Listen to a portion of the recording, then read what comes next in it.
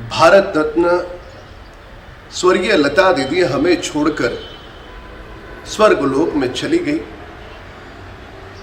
पूरे जीवन काल में उन्होंने 30,000 से अधिक गाने गाए।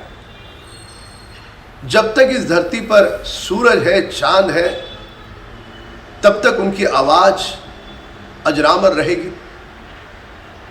जिस स्थली पर उनका अंतिम संस्कार हुआ, जिस स्थली पर वे पंचतत्व में विलीन हो गई, उसी स्थली पर उनकी याद में स्मृति स्थली बने, जो देश और दुनिया को प्रेरणा दे।